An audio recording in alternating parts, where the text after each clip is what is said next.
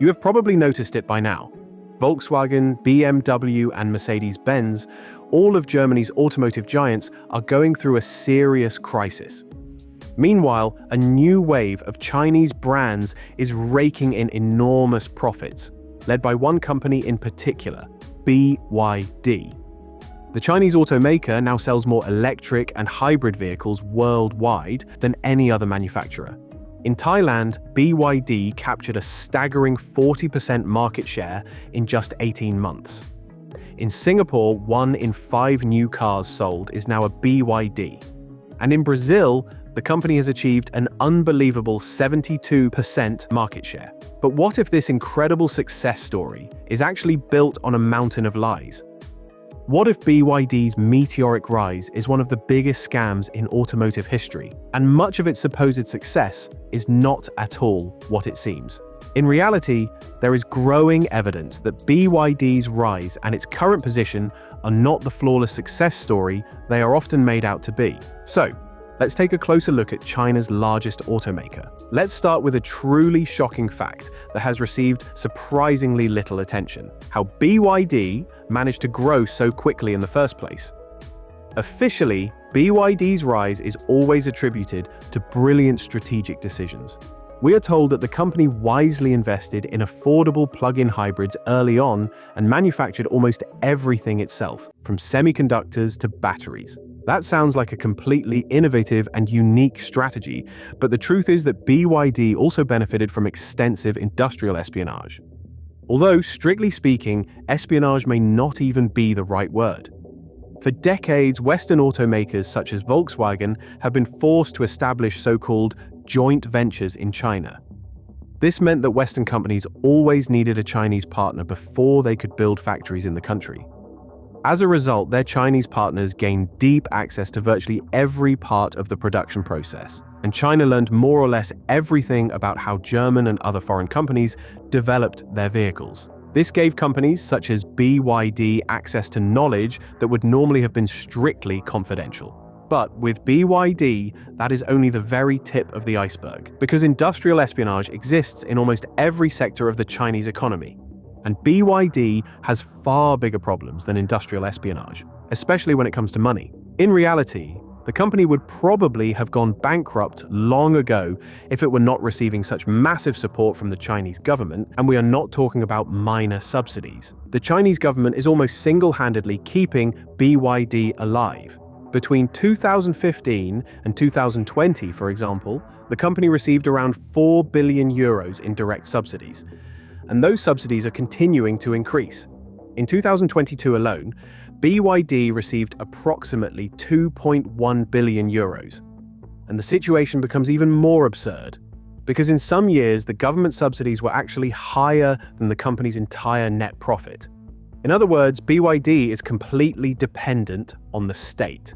The Chinese government also provides BYD with enormous plots of land for its factories free of charge, orders gigantic taxi fleets from the company every year, and allows BYD to produce its vehicles for around 4,000 euros less per car than its competitors.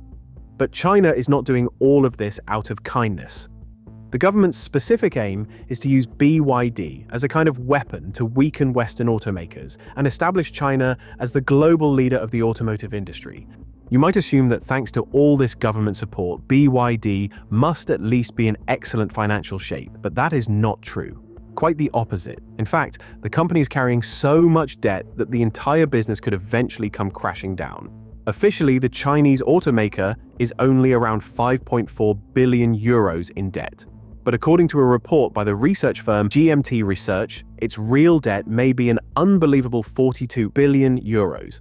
According to the analysts, BYD is using accounting tricks to hide the true scale of its debt. Instead of paying its suppliers with real money, BYD forces them to accept electronic money. The company has even created its own internal payment platform for this purpose, called Dillion. In practical terms, when suppliers deliver car parts to BYD, the amount they are owed is simply entered into the system.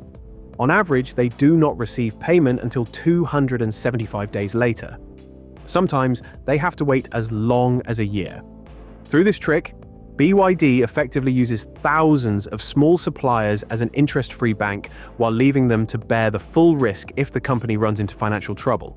As you now know, BYD receives enormous subsidies and still has massive debts. But at least the company is breaking sales records around the world, right? Well, not exactly. Once you take a closer look, those figures do not really add up either. On paper, it appears that BYD can barely keep up with deliveries because demand for its vehicles is so high. In reality, however, BYD contractually forces its dealers, car dealerships and other sales partners, to accept tens of thousands of cars that the company cannot sell on the regular market. The dealers then register these brand new BYD vehicles in the names of dubious shell companies, so that the cars appear in the official statistics as new vehicles that have already been sold. These cars, which are actually still brand new, are then simply declared to be used vehicles with 0 kilometers on the clock. This trick allows them to be shipped abroad without paying the extremely high tariffs that would normally apply to new cars.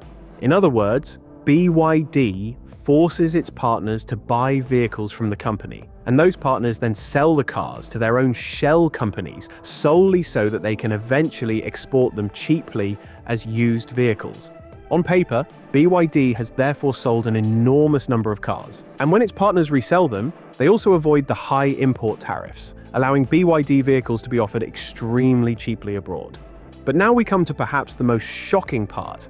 Despite all this manipulation and the resulting low prices of BYD vehicles, many of them still fail to find buyers. The consequences can be seen in enormous parking areas near major Chinese cities such as Hangzhou.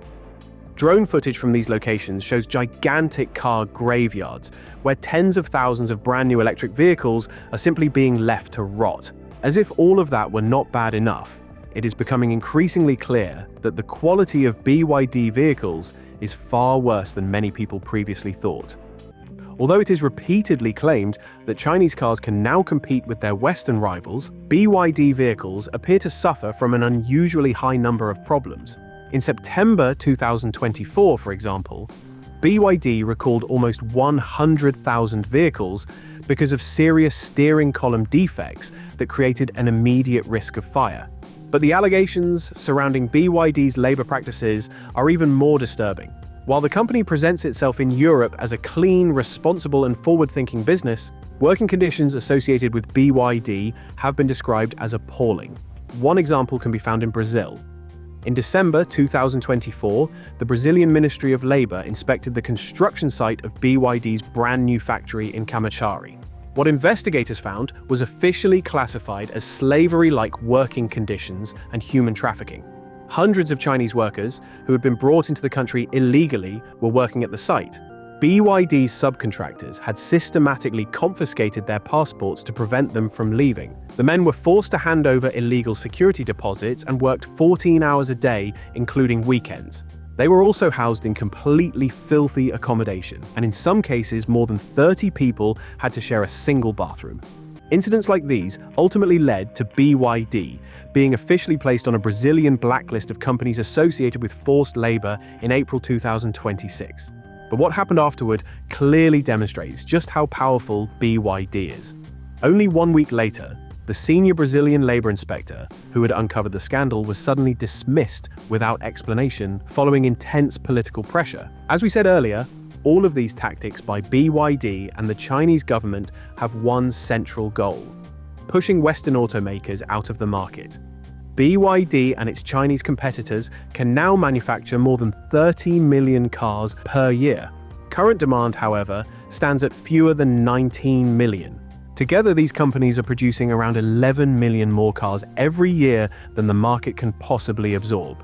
That has triggered a downward spiral. They are being forced to offer increasingly large discounts, and those discounts are now destroying them. The head of the Chinese automaker Chery even compared the situation to drinking poison to quench your thirst. And now, the poison is beginning to take effect.